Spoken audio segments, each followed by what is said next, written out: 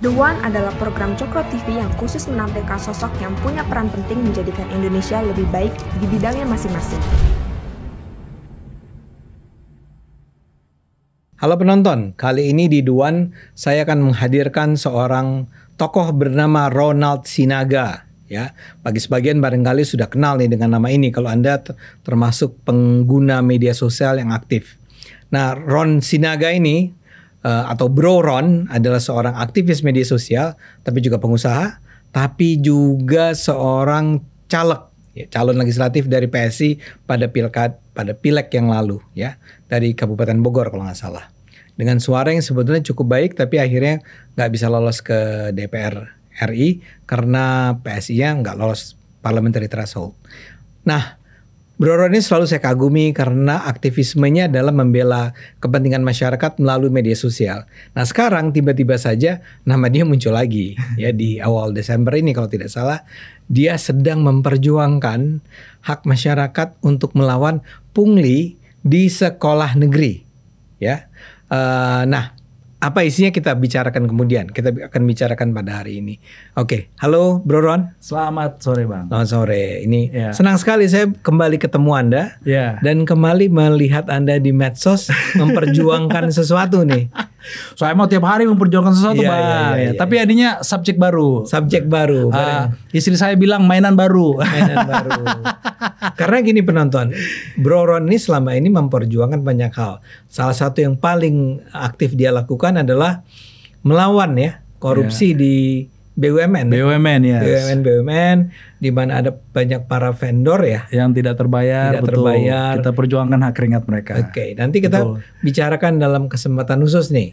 Tapi yang hari ini karena baru muncul dan rame, menurut saya layak dong kita obrolin. Jadi gimana ceritanya Anda menemukan ada pungli di sekolah negeri? Ya, bukan saya menemukan Bang. Jadi ini punglinya datang ke saya nih. Pungli datang ke Anda. Karena kebiasaan saya ya bermedsos ria setahun terakhir ini, setahun setengah lah ya, menerima laporan masyarakat khususnya bidang infrastruktur, jalan rusak dan juga vendor BUMN. Kan selalu promosikan kalau ada masalah lapor aja kasih tahu mengenai jalan rusak atau mengenai BUMN. Terus tiba-tiba nih ada satu message satu hari ada pesan masuk DM di Instagram. Tulisannya begini, Bang, kalau siswa lapor diproses nggak? Nah, ya kan? Siswa lapor diproses nggak? Saya baca ini berkali-kali. Maksudnya apa? Maksudnya apa? Ya kan? Karena nggak pernah ada yang bertanya seperti ini, ya kan? Nggak pernah ada bertanya seperti ini.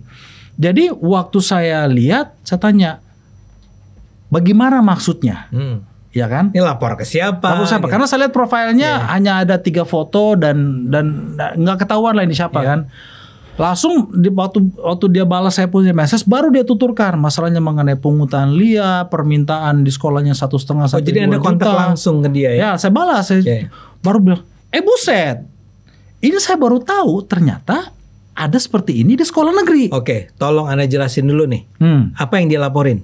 Laporinnya itu adalah mengenai permintaan sekolah untuk membantu biaya pembuatan pagar sekolah. Jadi sekolah minta bantuan ke orang tua melalui siswanya kan? Orang tua siswa. Ya, pungutan antara 1,5 sampai 2 juta per siswa. 1,5 sampai 2 juta per siswa. Itu hanya untuk anak baru, anak kelas 2, anak kelas 3? Enggak. Awalnya kan ini anak SMA nih kan, ini kasusnya laporannya dari siswa SMA Negeri 2 Cibitung di Kabupaten Bekasi.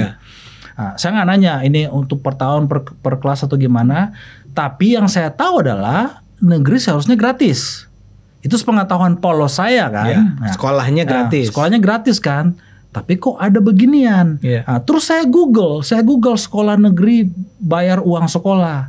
Terus saya dapat ada kalimat di Google ini, sekolah negeri hanya boleh memungut biaya dari murid untuk seragam dan buku. Selain itu tidak ada bulanan. Ya, jadi seragam dan buku boleh. Jadi nggak ada SPP. Tidak ada uang masuk, tidak ada bulanan, hanya boleh buku dan seragam untuk di awal tahun. Jadi pas saya baca ini, Saya berpikir lama nih Bang, 2-3 jam. Ini gimana ya prosesnya ya? Karena dari pertanyaan pembukaannya dia tuh sangat menyentuh di hati gitu. Iya.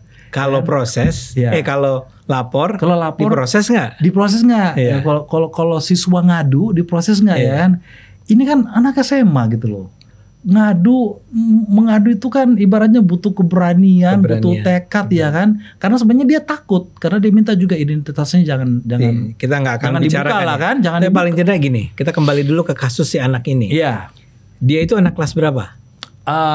Kelas 2. Kelas 2. Kelas 2. Dia melapor bahwa semua siswa. Semua siswa. Yes, semua siswa betul. di sekolah itu dari kelas 1, kelas 2, kelas 3. Yes, betul. Anda dapat informasi nggak kira-kira jumlah siswanya berapa? Setelah kasus ini saya angkat sekitar 700-an. Satu sekolah itu? Satu sekolah.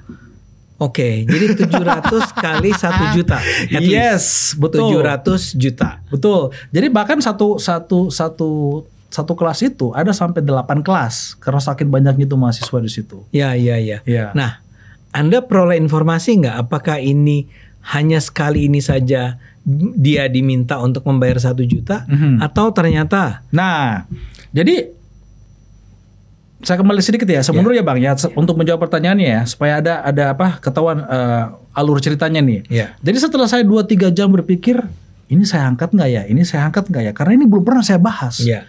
Yaudahlah, kayaknya saya akan angkat nih, untuk penonton nih, Bro Ron ini biasanya laporannya tentang jalanan rusak. Jalan rusak, BUMN gak baik. Jadi misalnya vendor ke BUMN udah di kontraknya bayar 5 miliar gitu nggak dibayar. Itu betul. lapornya ke Bro Ron. Iya betul. Dan dia diangkat karena itu dibenci sekali oleh orang-orang BUMN atau kementerian. Iya, kementerian dan BUMN lah. Jadi itu yang dia sebut sebagai selama ini belum pernah saya mendapat laporan tentang iuran sekolah ini. Jadi saya crop, saya edit sendiri, saya nggak kirim ke tim saya untuk ngedit, saya ngedit sendiri. Apanya nih? Screenshotnya laporannya kan, saya atur sedemikian rupa, terus saya siapin captionnya, ya kan? Saya siapin captionnya.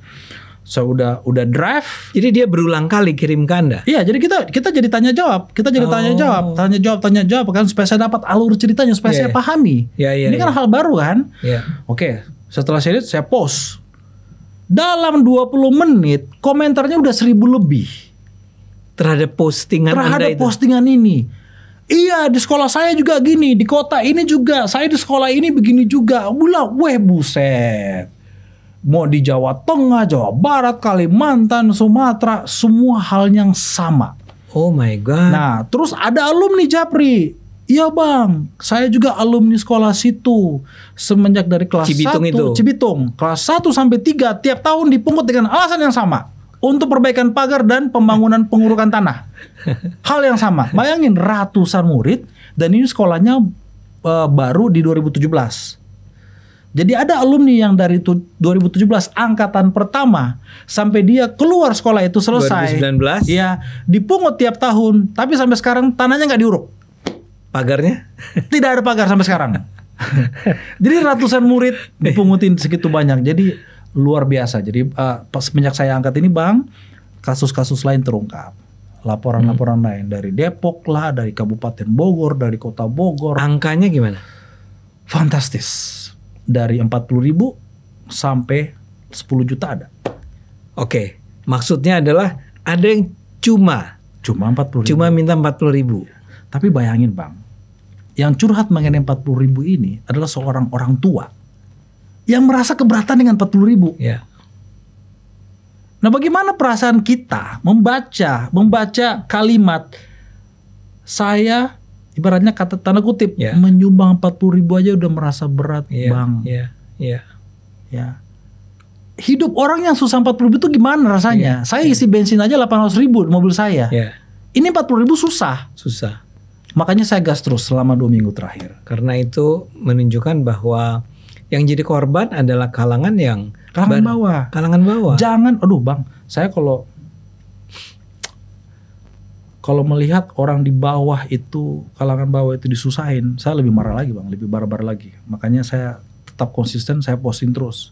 Saya posting terus sampai ada juga dari perlindungan anak menghubungin saya, katanya ya nanti Pak itu istilahnya ya, posisinya ya.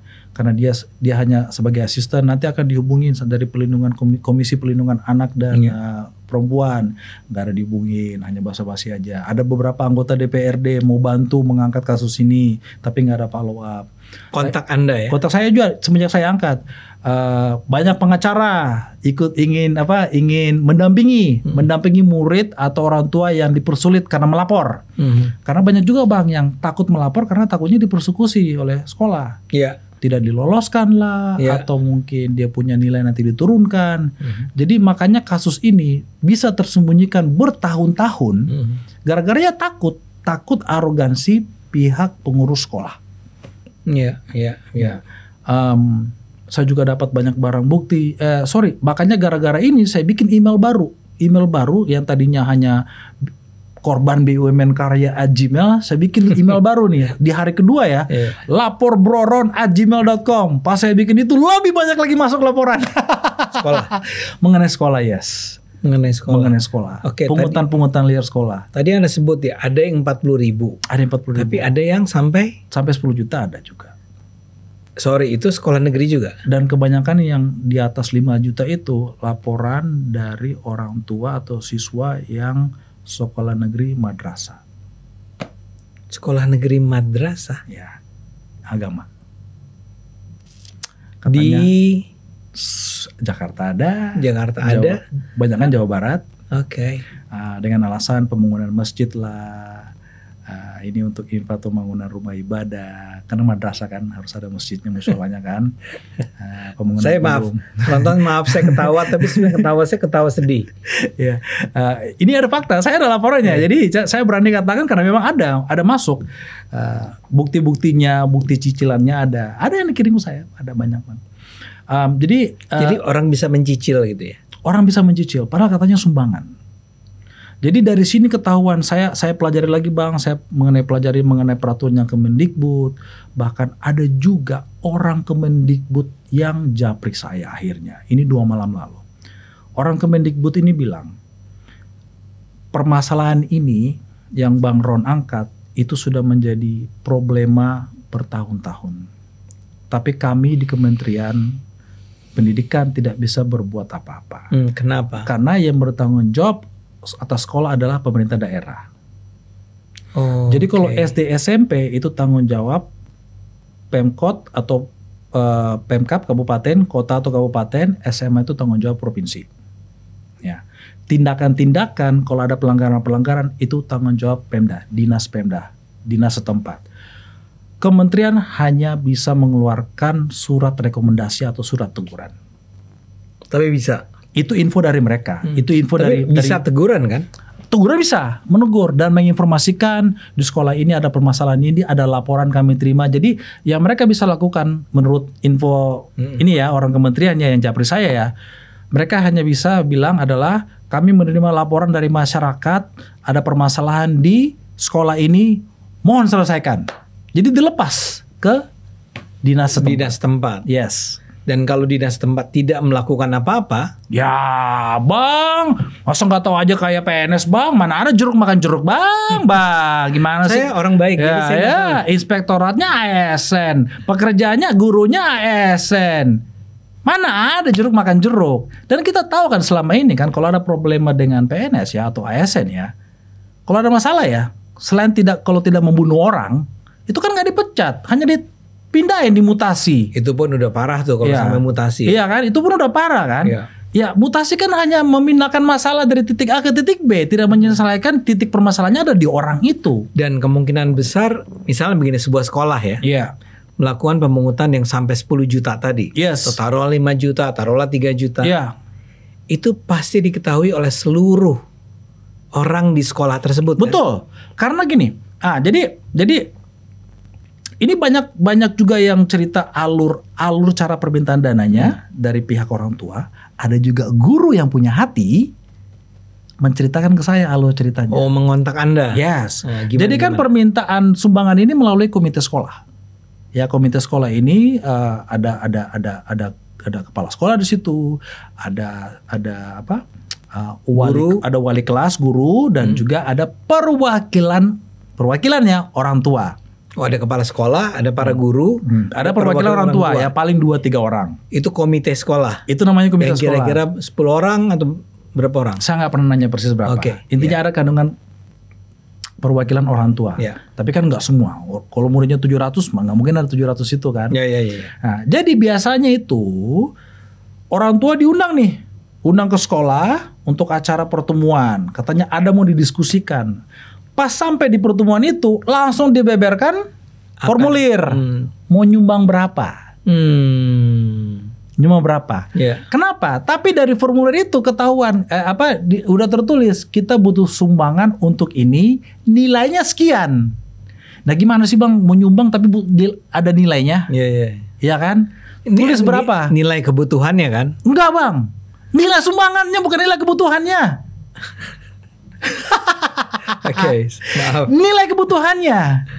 Ya kan? Ibaratnya kalau kita butuh sumbangan kan kita seharusnya rinci. Iya. Mau bikin ini, mau beli ini, mau beli ini, beli ini. Kagak Bang. Bukan itu ya? Enggak, dibilang untuk kebutuhan ini kami butuhkan langsung dipatok. 1 juta, 1,5 juta, 40.000 ya langsung dipatok aja. Oh, ada pilihan. Enggak Bang. Nilainya Ya, ada. nilai Tapi itu kan ada. beda-beda, tiap sekolah kan beda-beda. Tapi kalau satu sekolah itu langsung 1 juta. Ada 1 juta, Ada 100.000, Iya. kan beda-beda sekolahnya kan. Enggak, maksud saya kalau ini di SMA Ciputat Ada yang tadi. 1 juta ada, yang 1,5 ada Bang, ada. Jadi harus 1 juta. Ada. Kalau tidak sanggup, boleh menyicil. Nah, bagaimana ceritanya sumbangan dicicil Bang? Itu sumbangan atau kredit motor? Iya kan? Iya. Nah, jadi ditodong di situ. Enggak ada. Kalau tidak sanggup Kalau tidak sanggup, ketemui kepala sekolah atau wali kelas. itu ada juga. Nah, nanti dikirim nih kepala sekolah wali kelas. Iya. Ya kalau nggak sanggup cicil aja. Tetap dibujuk. Ya. Ini menurut pengakuan ya. Jadi kita harus disclosure dulu nih. Ini menurut pengakuan netizen nih. Kita juga nggak pernah lihat langsung. Iya. Nah, tapi kan saya ada barang bukti Bang. Barang buktinya ada berbentuk kartu, nama sekolah gini kan. Cicilan per bulan, Januari, Februari, Maret. Per bulan sekian. Ada tanda terima. Tapi lebih banyak yang tidak memiliki bukti tanda terima. Kenapa? Ya mereka takut ketahuan Bang.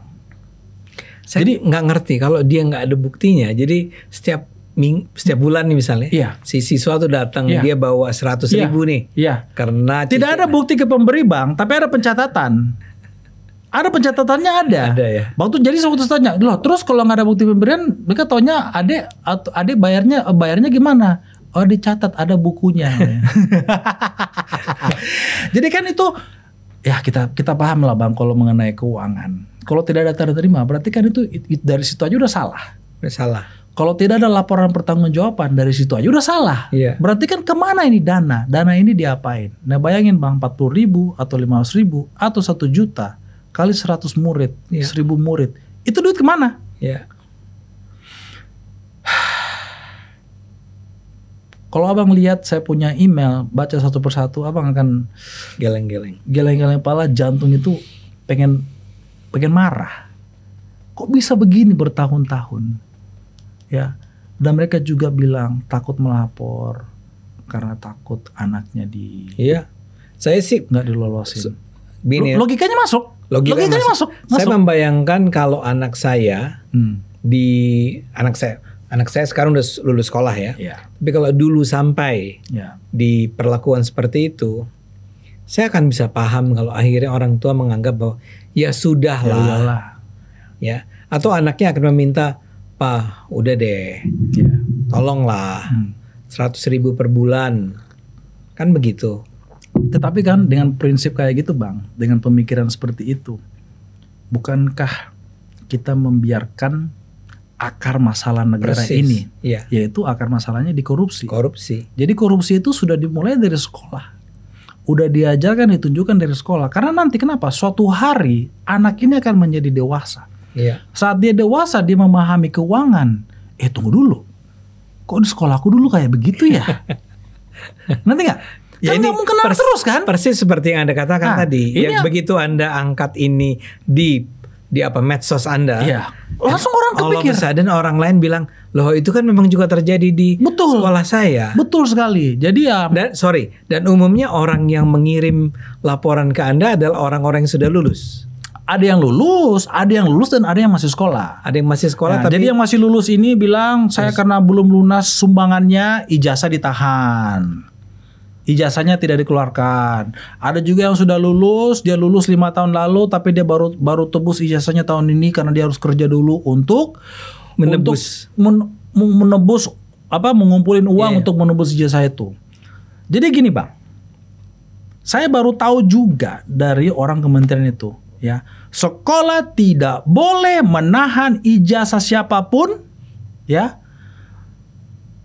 Karena sekolah tidak boleh menahan ijazah, khususnya menahan ijazah sebagai jaminan atas hutang ke sekolah itu. Tidak boleh sama sekali. itu ada aturan. Itu ada peraturannya dan itu peraturan Sekjen Kementerian Pendidikan tahun 2022. Jadi memang agak baru nih peraturannya tahun 2022 nih. Oke, mungkin karena terlalu banyak kasus seperti ini. Ini semalam saya angkat di postingannya, Bang. Saya posting di postingan saya. Hari ini ada 2 sekolah yang menginformasikan, udah pada panik nih, informasikan hari ini boleh mengambil jasa tanpa syarat.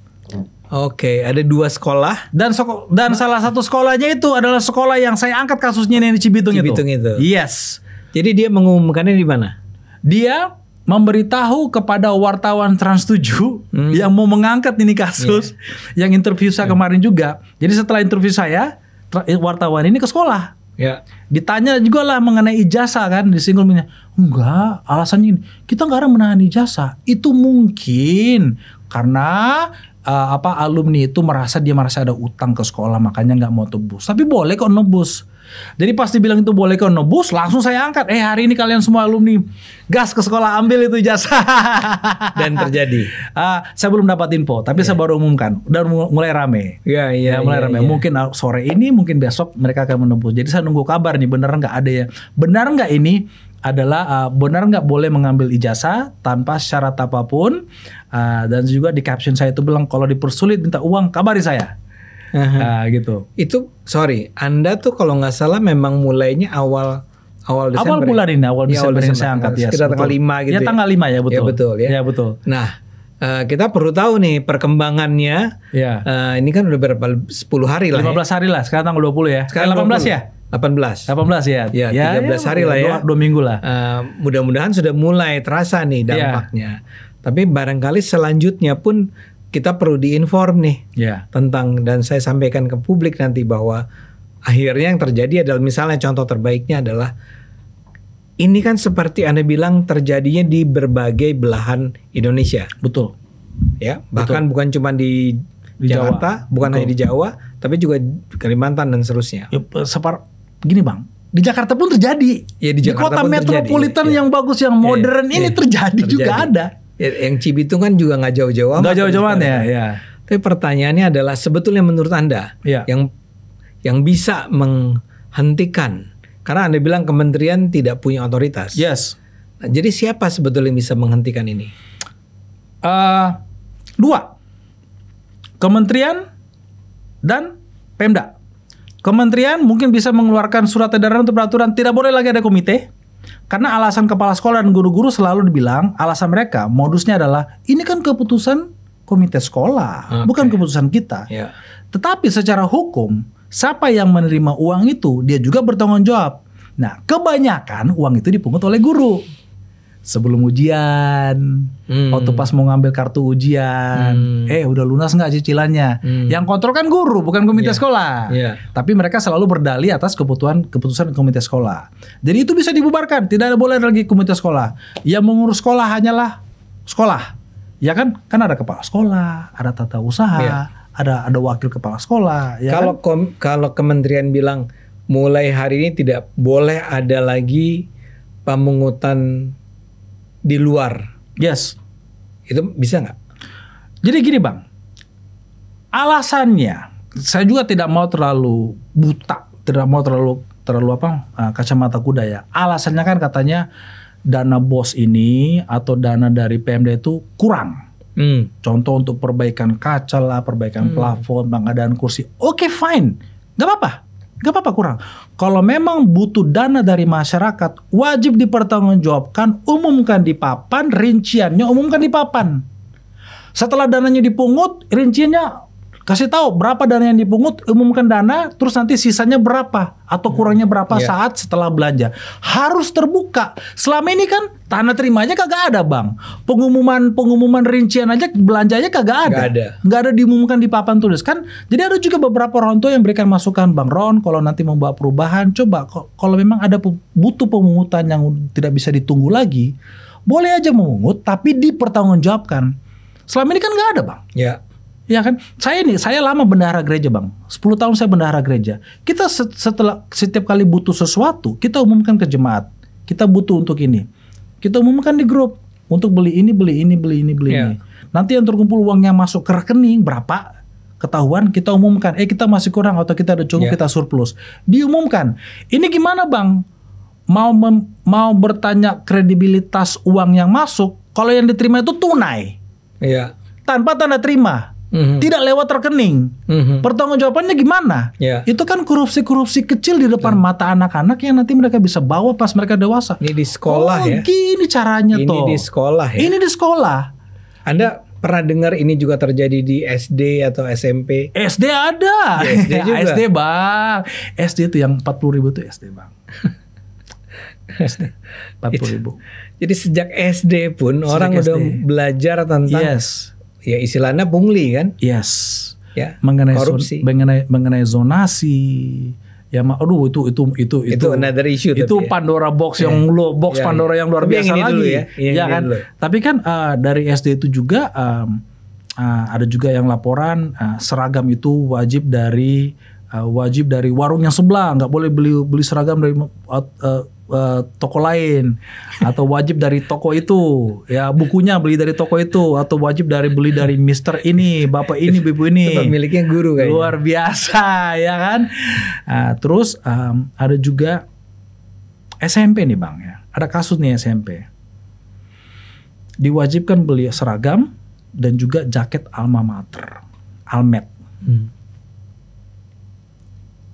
Ada orang tua yang nggak sanggup, beberapa orang tua nggak sanggup beli jaket Almet. Ini saya belum up, saya udah siapin materialnya untuk saya up nih. Yang tidak sanggup beli jaketnya, jadi beli buku, beli seragamnya aja udah ngos-ngosan nih orang tua. Tidak sanggup beli Almet. Yang tidak bisa beli Almet, muridnya dihukum, dijemur. Karena nggak bisa beli. Biasa hukuman SD dulu kita, Bang, yang berbaris berjemur. Paham lah dulu ya, kalau kita bandel ya. Ya kan. Tapi kan ini di zaman 2024, lu menghukum anak dijemur karena orang tuanya nggak sanggup beli jaket Almet. Kelewatan itu. Itu saya ada buktinya. Ya. Ada buktinya. SMP apa urgensinya beli Almet? Pemasukan. Dan itu jaketnya wajib dibeli dari satu vendor. Jadi sangat disayangkan hal-hal seperti ini udah dimulai dari dunia pendidikan dan mungkin gara-gara inilah korupsi di negara ini yang luar biasa melebar sampai ke atas nantinya. Nah, satu lagi, tapi kalau Anda merasa bahwa saya agak risau nih dengan bahwa ini bisa akan terus berlangsung. Walaupun Anda sudah mati-matian mengangkat ini. Karena orang merasa bahwa memang nggak ada juga kok yang bisa menghentikan ini. Ada, kan sudah bilang tadi ada kan menteri sama gubernur atau wali kota. Ya, maksud saya justru ini terus terjadi karena menterinya atau kementeriannya lah, dan kemudian pemerintah daerahnya itu membiarkan, betul. Dan tidak merasa ini sebagai sesuatu yang perlu dicampur tangani oleh mereka. Bahkan lebih dari campur tangan. Mereka harus mengeluarkan keputusan. Kalau itu adalah dinas-dinas, ya kan memang misalnya wali kotanya atau gubernurnya atau bupatinya. Makanya, Bang, saya waktu di masa setahun terakhir ini kita ngomongin politik, kita ngomongin juga kasus-kasus yang terjadi di negara ini kan. Kita kan butuh pemimpin yang berani mendobrak. Jangan hanya asal-asal manis, kita duduk manis-manis, komunikasi politik yang santun. Saya sebenarnya kemarin yang ngomong itu yang walaupun kita separtai ya, sekoalisi, saya nggak suka itu istilah politik santun. Nggak suka saya. Gara-gara politik santun lah semua bisa berkoordinasi. Padahal sedemikian banyak masalah di negeri ini, kita tidak perlu koordinasi, kita perlu baku hantam. Kita perlu perlu obrak-abrik. Iya. Kita perlu mendobrak. Tapi saya mau komentar sedikit nih. Ya, tapi tunggu dulu Bang. Tunggu, saya lagi emosi nih Bang. Ya kan. Coba disingkirkan dulu semua. Ya, kita perlu pemimpin yang berani membuat sesuatu berbeda, mengobrak-abrik, yang tidak perlu sugar coating ya. Tadi saya pakai istilah sugar coating. Hanya kelihatannya manis-manis aja di permukaan. Kita perlu tunjukkan kita ada masalah nih, boom, kita selesaikan. Ambil keputusan. Seperti masalah pendidikan ini gampang Bang. Bubarkan komite sekolah, ya kan? Terus instruksikan pemimpin daerah, berani memproses, bahkan memecat guru atau kepala sekolah yang memungut biaya di sekolah. Nah, itu yang saya mau bilang, bro. Tenang. Nah, saya mau bilang begini, sebetulnya bahkan bukan baku hantam, ya. Memang harus dengan tindakan tegas. Tapi kalau Anda adalah seorang wali kota, Anda adalah seorang bupati, Anda adalah seorang gubernur, Anda kan punya otoritas untuk mengatakan apa yang Anda katakan tadi. Wahai para sekolah, itu kalau Mas taruhlah begini, komite sekolah, kalau sampai komite sekolah itu melakukan pungli terhadap murid dan kami tahu itu, kami peringatkan 1, 2, 3, dan Anda akan bisa kami mutasikan atau kami pecat. Itu kan bukan baku hantam. Dia si pimpinan itu menindak bawahannya. Menurut Anda kenapa itu tidak terjadi? Ya mereka pucut. Karena bukan baku hantam. mereka politikus santun. Apa yang Anda takutkan sih? Anda ini gubernur. Anda nggak tahu, tanya gubernurnya Bang. Saya bukan gubernur Bang. Iya kan? Nggak, saya cuma berpikir Anda wali kota. Anda kok nggak berani ngomong ke sekolah? Ya pengecut lah. Kan sekolah itu anak buah Anda. Ya mungkin ya yang analisa saya setahun terakhir berpolitik ini kan, kepala daerah juga harus manis-manis kepada PNS karena nanti itu kan itu kan suara juga itu nantinya. Akan milih. Yang berterima kasih pada apa yang Anda lakukan, seorang wali kota yang berani menindak korupsi di bawahnya akan jauh lebih populer. Tapi kan tidak semua kepala daerah tahu cara mengangkat kasus untuk memviralkan kasus Bang. Yang membuat itu beneficial beritanya ke dia. Jadi bukan hanya pengecut, bodoh juga. Saya pernah bilang PNS takut kontroversi. Kepala daerah juga lebih takut kontroversi. Makanya tidak ada gebrakan yang begitu besar, mungkin kecuali Ahok yang saya lihat ya. Dulu. Ya. Oleh seorang kepala daerah yang ingin merubah sesuatu gebrakan. Kenapa? Ayo udahlah. Kita gini aja, sudah alurnya begini. Sudah alurnya begini. Ya paling kita lebarin jalan dikit, bagusin trotoar, ganti bus, udah gitu aja. Tidak ada yang namanya gebrakan. Nah, satu hal yang terakhir nih barangkali. Anda ini adalah seorang calon legislatif yang gagal. Caleg gagal. Artinya harusnya kan kalau Anda ada di sana nih, Anda ada di DPR, kemungkinan hanya 2 bulan saya dipecat ketua umum kali Bang. Jangan begitu.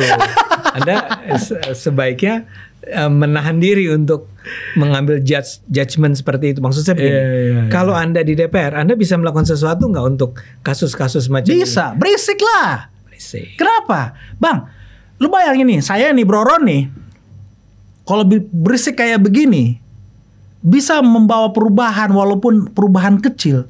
Bayangin yang berisik kayak ini adalah seorang anggota DPR. Kalau saya sebagai rakyat melihat anggota DPR seperti saya nih Bang, ini orang nggak perlu ke Senayan, lu podcast aja tiap hari, ngebacot aja depan kamera tiap hari, angkat itu isu-isu. Kenapa? Dia pasti akan dapat perhatian nasional. Jamin. Saya aja bisa dapat perhatian nasional. Saya orang biasa, apalagi anggota DPR. Betul. Jadi kalau tadi Abang bertanya kenapa hanya Broron yang begini, jangan nanya saya Bang, tanya anggota DPR Bang. Kenapa lu nggak kayak Broron gitu loh? Nanya mereka, tanya kepada wali kota. Ini nggak ada nih anggota DPR yang udah menyatakan. DPRD ada Bang. Ada ya. Tapi saya tahu. Kenapa? Itu cari panggung lewat saya. Udah ketahuan lah. Ketahuannya dari mana? Ya, Bang, masa gue yang tahu? Seharusnya lu yang tahu ada masalah di daerah lu. Ya, kalau dia misalnya mengontak Anda, saya tertarik dengan masalah Anda. Enggak, DPRD tidak ada power. Saya butuhnya DPR. DPRD tidak ada power. sebetulnya kalau dalam pandangan saya ada dong dia power. Iya. Dia kan di daerah. Iya. Dia mengontrol wali kota, dia Iya. mengontrol bupati, dia Saya mengontrol butuh gubernur. ini gerakan nasional Bang, bukan gerakan daerah. Karena ini sudah berskala nasional. Iya. Makanya kan saya Bang berisik mengenai infrastruktur, jalan-jalan rusak. Saya fokusnya akhir-akhir ini ngomongnya di medsos saja. Nggak mungkin saya training semua dinas PUPR kota, kabupaten, provinsi se-Indonesia. Up terus medsos, begini cara perbaikannya. Terus ada postingan di Bandung kemarin kabupaten, cara memperbaiki lubang jelek banget, salah banget Bang. Tekniknya salah. Saya komentar, ini cara yang salah memperbaiki aspal, membuang anggaran. Perhatiin video-video saya di YouTube. Karena nggak mungkin saya ke Kabupaten Bandung, nggak mungkin saya ke Papua, nggak mungkin saya ke Sulawesi Utara. Nah kalau gini, ada DPRD, oke bagus lah. Tapi memperbaiki daerah itu enggak Bang. Ini harus segera dibantai nasional pertengahan tahun sekolah. Karena ntar lagi ada 5 bulan lagi nih, udah sekolah baru nih. Setelah semester kedua kan, 5 bulan lagi nih. Ini harus mulai sekarang dirancang nih. Ya. Kalau enggak ketemu nanti tahun baru sekolah. Dana gedung lah, dana jaket alma mater lah, sumbangan inilah, sumbangan itulah. Kasihan loh orang-orang yang miskin ini. Jadi kita harus melihat orang-orang kalangan bawah. Semoga nggak digoreng ya saya menggunakan kata kalangan bawah. Kan bukan rakyat jelata. Iya kan. Yang mereka sudah susah dipencet lagi. Iya. Ya kan. Saya tersentuh dengan beberapa yang mengadu ke saya. Padahal saya memilih, padahal ini siswa nih, saya mau disekolahin negeri supaya tidak menyusahkan orang tua. Ibaratnya kan anak juga, berarti kan dia punya impian sebenarnya ke swasta dong. Iya. Iya kan? Tapi dia bersedia ke Saya sekolah negeri. mau ke sekolah negeri supaya tidak memberatkan orang tua saya. Makanya kok gas terus Bang. Iya, Gitu. iya. Anda nggak bisa berharap dari partai Anda? Bang, saya udah berisik mengenai BUMN hampir 2 tahun, mengenai infrastruktur, nggak ada sekalipun partai menghubungi saya. Ada yang bisa dibantu Bro Ron? Ada yang bisa bantu kita sampaikan, kita kenalkan mungkin ke Dirjen ini, menteri, nggak ada. Jadi kalau kayak netizen nyinyir, kan ketua umum lu anak presiden, kenapa lu nggak minta tolong sama dia? Kenapa saya harus melewati birokrasi itu? Kan saya udah nunjukin apa yang saya bisa lakukan. Oke. I have shown what I am capable of. Saya sudah menunjukkan apa yang saya sanggup lakukan, apa yang bisa saya lakukan. Kenapa nggak manfaatin saya? Jadi sorry aja, saya sekarang udah ada di titik adalah kayaknya saya bisa membawa nama baik untuk partai kalau partai membutuhkan saya. Tapi saat ini saya nggak membutuhkan partai. Oke. Karena tanpa partai pun saya bisa membawa perubahan. Oke. Walaupun perubahan kecil. Ya. Gitu. Bro, Anda harus sadar bahwa yang mendukung Anda tuh banyak. Ya. Oh banyak ya? Yang berharap pada Anda tuh banyak. Oh banyak ya? Dan karena itu saya berharap dengan acara ini dan juga apa yang sudah dia lakukan selama ini, dan mungkin tadi Anda bilang sudah ada pemberitaan media mengenai ini. Ada. Tolonglah, ini pertama-tama adalah Kementerian Pendidikan ya. Pendidikan sekarang Pendidikan udah, ya. Do something lah mengenai ini. Betul. Kemudian pemerintah daerah, gubernur, wali kota, bupati, dengarlah apa yang disampaikan oleh Bro Ron ini, yang adalah menyampaikan apa yang disampaikan oleh masyarakat kepada beliau ini. Betul. Kan? Ya.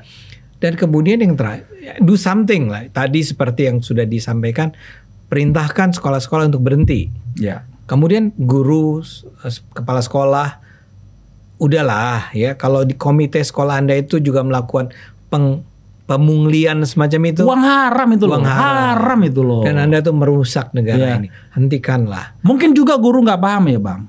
Peraturannya ya. Kalau memang alasannya butuh kebutuhan untuk infrastruktur sekolah, ya fisiknya sekolah ya. Kebutuhan infrastruktur sekolah yang notabene adalah aset pemerintah, bukan tanggung jawab siswa atau orang tua. Ingat ya, aset pemerintah. aset pemerintah, bukan tanggung jawab kita. Iya. Tanggung jawab dinas. Tanggung jawab pemerintah. Kalau mau bikin apa tadi, pagar ya? Mau bikin pagar, perbaikin kaca, atau ganti plafon, ganti atap, itu tanggung jawab dinas. Iya. Aset pemerintah. Dan kalaupun akhirnya memang saya membayangkan itu, ya tolong perlakukan orang tua murid itu dengan cara yang pakai akal sehat. Ya. Ada orang yang memang nggak mampu, ada orang yang mungkin mampu, nggak apa-apa mereka mau bantu kan. Ya. Tapi kalau ada orang-orang yang nggak mampu, mereka bisa datang dan bilang, saya sulit untuk memenuhi permintaan sekolah. Ya. Ya sudah, jangan dibilang ya tapi dicicil dan seterusnya. Dan terakhir adalah yang tadi saya ingat, yang kita harus selalu ingat bahwa kita melakukan pemilihan anggota DPR. Ya. Itu bertriliun-triliun rupiah kita keluarkan. Ya. Ya. Kita harus berharap pada mereka yang sudah duduk di DPR dan partai-partai politiknya, ya terlibatlah dalam menyelesaikan masalah-masalah ini. Ya. Dan masalahnya mereka itu punya otoritas. Kalau mereka nggak punya otoritas, ya sudah seperti Anda, seperti teman-teman yang lain itu yang dengan inisiatif sendiri menyampaikan kepada publik bahwa kejahatan ini terjadi dan we are not supposed to be silent, nggak bisa diem, harus berbicara. Silence is not always golden. Not always, not always. Oftenly itu rubbish. Oftenly is the worst thing to do. Is to be silent. Jadi terima kasih Bro Ron. Sama-sama Bang Ade. Saya akan terus mengundang Anda lagi nih dalam kesempatan berikutnya. Kalau tidak bosan ya. Pasti nggak bosan karena ini menyakitkan. Kita semua sakit dengan apa yang Anda sampaikan tadi. Dan kita marah kenapa itu dibiarkan terjadi. Jadi makasih, thank you. Bang. Ya. Penonton juga terima kasih. Mudah-mudahan apa yang diperjuangkan oleh Bro Ron ini bisa kita perjuangkan bersama terus. Thank you.